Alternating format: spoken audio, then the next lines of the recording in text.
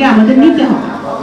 আমি আমাদের বাংলাদেশ জাতীয়তাবাদী দলের যে ভাবনা, জনাব তারেক রহমানের যে ভাবনা, বাংলাদেশ, আমি এর আগেও বলেছি যে বাংলাদেশে সবচেয়ে, যখন আমরা প্রজন্মের কথা বলি, প্রজন্ম সৃষ্টি হয়েছিল একটি ভিশন মাথায় রেখে। আমি মনে করি যে মুক্তিযোদ্ধারা সীমিত, মুক্তিযোদ্ধাদের জন্ম একবারই হয়, মুক্তিযোদ্ধা বাংলাদেশে একবারই হয়, মুক্তিযোদ্ধারা চলে যাবে, ওনারা হয়তো হারিয়ে যাবে, কিন্তু কালের পরিক্রমায় হারিয়ে যাবে, কিন্তু প্রজন্ম বেঁচে থাকবে। আপনারা প্রজন্ম, আপনাদের ছেলেমেয়েরাও প্রজন্ম, তাদের ছেলেমেয়েরাও প্রজন্ম, প্রজন্ম কিন্তু বেঁচে থাকবে। প্রজন্মটাকে শক্তিশালী করার দায়িত্ব আমাদের সবার।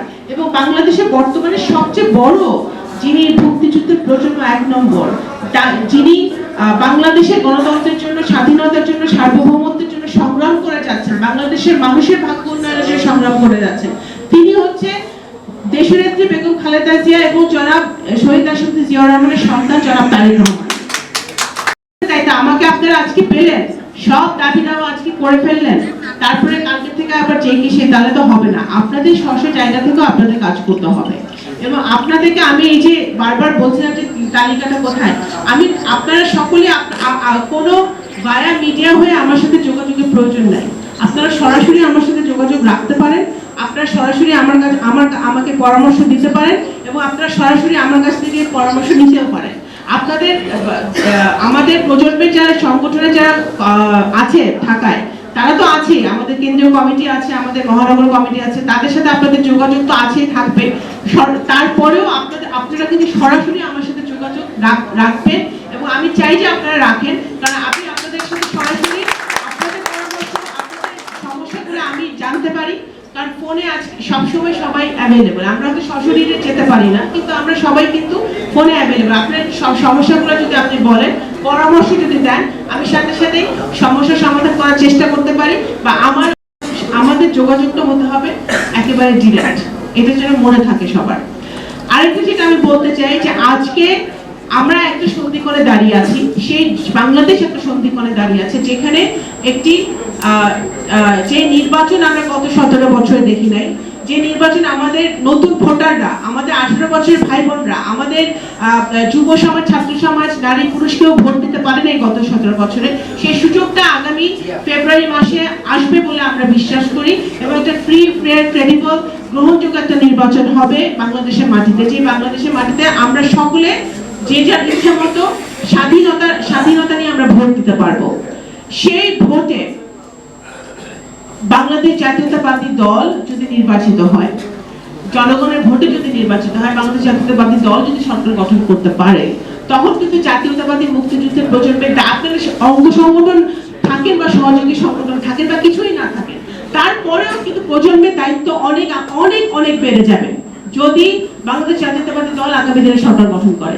এবং আমরা বিশ্বাস করি যদি মানুষ ভোট দেওয়ার সুযোগ পায়, তাহলে গণতন্ত্রের দল, উন্নয়নের দল, স্বাধীনতার দল, সার্বভৌমত্বের দল, মানুষের, এই দেশের 17 কোটি মানুষের মনিকটে যে দল আছে, সেই দলই সরকার গঠন করবে, বিএনপি সরকার গঠন করবে। তখন কিন্তু প্রজন্মের দায়িত্ব অনেক বেড়ে যাবে। আমার কাছে এটা কোনো আমার কাছে এটা একেবারেই মুখ্য না, আপনারা অঙ্গ সংগঠন নাকি সহযোগী সংগঠন, এটা আমার কাছে কোনো মুখ্য ব্যাপার না। আর মানুষের নেতৃত্ব আসে, আপনারা যারা জুলাই গত বছর যেসব ছেলেমেয়েরা প্রাণ দিয়েছে, বা আজকে যে ভাইদেরকে আমরা সম্মানিত করলাম ক্রেস্টের মাধ্যমে, যারা জুলাই যোদ্ধা হিসেবে আমরা বলছি, তারা কি কোনো পদের মুখাপেক্ষী হয়েছিল, দলের মুখাপেক্ষী হয়েছিল? তারা উত্তরে থাকে, তাদের কাছে মনে হয়েছে বাংলাদেশের জন্য, বাংলাদেশের মাটির জন্য তাদের মাঠে নামতে হবে, তারা মাঠে নেমেছে। তাদের নেতৃত্ব তারা নিজেরাই দিয়েছে, এবং সেই হিসেবে তারা নেতা হয়েছে।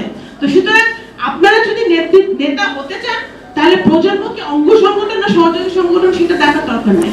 নিজেরা নিজেদের জেলায়, উপজেলায়, নিজের গণ্ডির মধ্যে আপনারা বিকশিত হন, মানুষের পাশে থাকেন, মানুষই আপনাদেরকে বেছে নিবে নেতা বানানোর জন্য, সেটা আপনাদের মনে রাখতে হবে।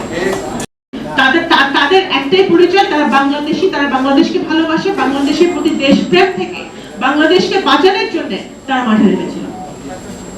যখন আবু সাইদকে গুলি করে, মুক্তকে গুলি করে, যখন ইলিয়াস আলীকে গুম করে, যখন চৌধুরী আলমকে গুম করে, যখন আমাদের এই যে সুমন সহ কত আমাদের ছাত্রদল, যুবদলের ভাইদেরকে গুম করা হয়েছে, আয়না ঘরে রাখা হয়েছে, তখন আমাদের যারা মাঠে নেমেছে তারা সময় কি, তারা কোন পদে আছে, তারা কিন্তু দেখে মাঠে নামে নাই।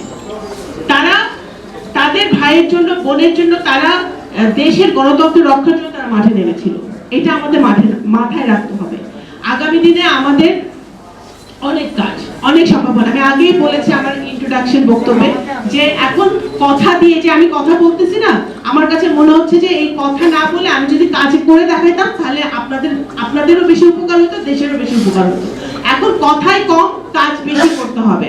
বাংলাদেশে আমাদের যদি 31 দফা একেবারে 1 থেকে 31 পর্যন্ত ইমপ্লিমেন্ট করতে হয়, বাস্তবায়ন করতে হয়, তাহলে কিন্তু কাজের বিকল্প নেই। শিক্ষা, স্বাস্থ্য, বাসস্থান, আমাদের প্রত্যেকটা সেক্টরে আমাদের প্রতিষ্ঠানগুলোকে ঢেলে সাজাতে হবে। আমাদের বিচার বিভাগ ঢেলে সাজাতে হবে, বিচার বিভাগকে আপনার স্বাধীন করতে হবে। আমাদের প্রত্যেকটা গ্রামাঞ্চলে আমাদের প্রত্যেক নারী পুরুষ প্রান্তিক জনগোষ্ঠী যাতে সমান শিক্ষা পায়, সুশিক্ষা পায়, সমান স্বাস্থ্য হেলথ কেয়ার পায়, স্বাস্থ্য সেবা পায়, সেটা আমাদের নিশ্চিত করতে হবে। সেটা নিশ্চিত করতে হলে আমাদের সকলের যার যার জায়গা থেকে কাজ করতে হবে। এবং সেই কাজটা যদি আমরা করতে পারি, মানুষের ভাগ্য উন্নয়নের জন্য কাজ করতে পারি। দুর্নীতি বিশাল একটা ব্যাপার, বিশাল একটা সাবজেক্ট।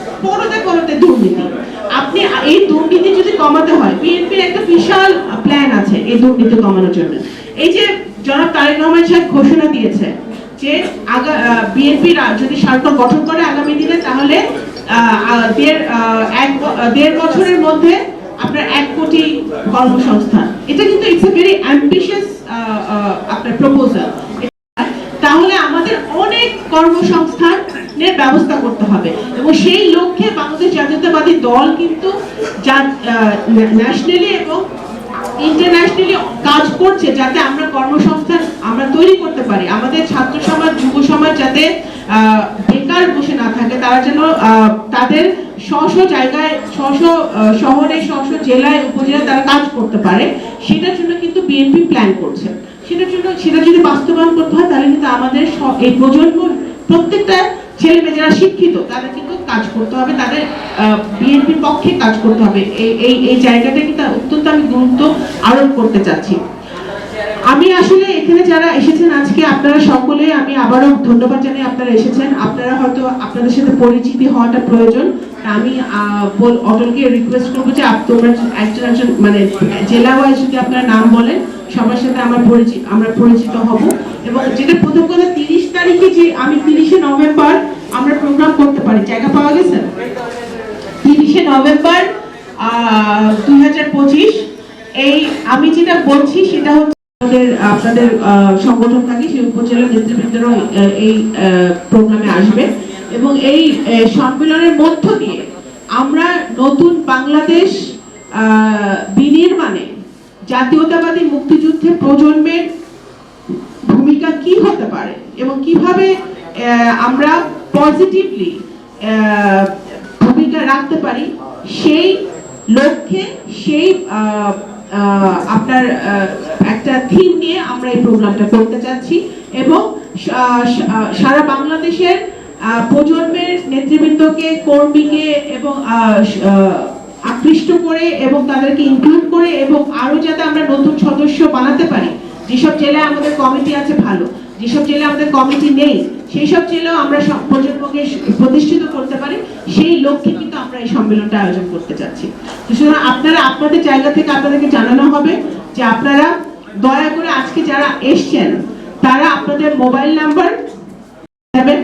আপনাদের মোবাইল নাম্বারে এখানে প্রজন্ম থেকে যোগাযোগ করা হবে সবাইকে একভাবে। এবং প্রজন্মের এখানে যারা আছে, যারা সেন্ট্রালে আছে, তাদেরকে আমি বলবো যে আপনারা আজকে যারা এসছেন নেতৃবৃন্দ, তাদের সকলকে একটা হোয়াটসঅ্যাপ গ্রুপের মধ্যে আপনারা নিয়ে আসেন, যে গ্রুপে আপনারা যাতে একটা বার্তা দিলে সবাই পেয়ে যায়, একটা বার্তা দিলে যাতে সবাই পেয়ে যায়, সহজ হয় কাজটা, আপনারা নিয়ে আসেন। এবং আমাদের এই সম্মেলনটা হবে আগামী দিনে প্রজন্মকে শক্তিশালী করার সম্মেলন, আগামী দিনে নতুন বাংলাদেশ গড়তে প্রজন্মের কি ভূমিকা হতে পারে সেটা বাস্তবায়ন করার সম্মেলন।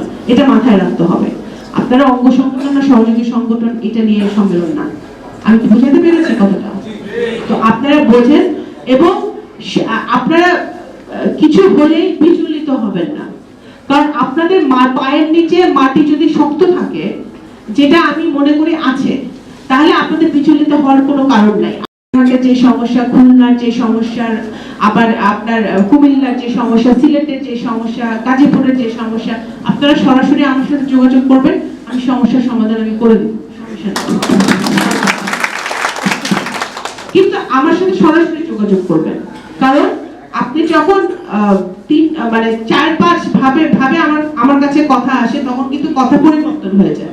তো কথা সরাসরি আমার কাছে আসবে, আমি চাই, আমি ভাই, আমি একজন মুক্তিযুদ্ধের সংগঠনের সন্তান। আমার সুযোগ হয়েছে শহীদ রাষ্ট্রপতি জিয়াউর রহমানকে ছোটকালে দেখার। আমার বাবা একজন মুক্তিযুদ্ধ সংগঠক ছিলেন, উনি সারা জীবন দেশের জন্য করেছেন, গণতন্ত্রের জন্য সংগ্রাম করেছেন।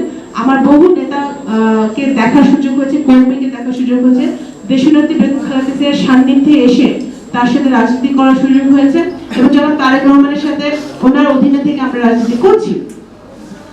সেই সুযোগটা আল্লাহ তাআলা আমাকে দিয়েছেন। আমি অত্যন্ত সোজা সাপটা ডিরেক্ট রাজনীতি করতে পছন্দ করি, দেশের মানুষের জন্য কাজ করতে পছন্দ করি।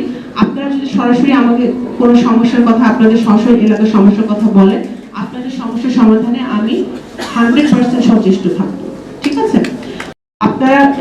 আপনাদের মনে রাখতে হবে, জাতীয়তাবাদী মুক্তিযুদ্ধের প্রজন্ম ইজ এ ইউনিক অর্গানাইজেশন। এটার মতো, এই অর্গানাইজেশনের মতো আর কোনো অর্গানাইজেশন বাংলাদেশে নাই। এটার কোনো অর্গানাইজেশন বাংলাদেশে নাই। আপনারা শুধু সেটা আপনাদের মাথায় রেখে আপনারা এগিয়ে যান, মাথা উঁচু করে এগিয়ে যান, গর্ব নিয়ে এগিয়ে যান। আমি আপনাদের সাথে আছি, বিএনপি আপনাদের সাথে আছে। বাংলাদেশের যে সকল জনগণ সত্যের পথে আছে, গণতন্ত্রের পথে আছে, ন্যায়ের পথে আছে, তারা সকলে আপনাদের সাথে আছে। সুতরাং আপনাদের ঘাবড়াবার কোনো কারণ নেই। আবারও অসংখ্য ধন্যবাদ জানাই, এবং আগামী দিনে নতুন বাংলাদেশ গড়তে, একটি নতুন রাষ্ট্র গড়তে, একটি স্বচ্ছ সংসদ গড়তে, একটি স্বচ্ছ পার্লামেন্ট উপহার দিতে, বাংলাদেশের প্রত্যন্ত অঞ্চলের মানুষকে ভালো রাখতে, শিক্ষা দিতে, স্বাস্থ্য দিতে জাতীয়তাবাদী মুক্তিযুদ্ধের প্রজন্ম অগ্রণী ভূমিকা পালন করবে, এই আশা ব্যক্ত করে আমি আমার বক্তব্য শেষ করছি। বাংলাদেশ জাতীয়তাবাদী মুক্তিযুদ্ধের প্রজন্ম জিন্দাবাদ।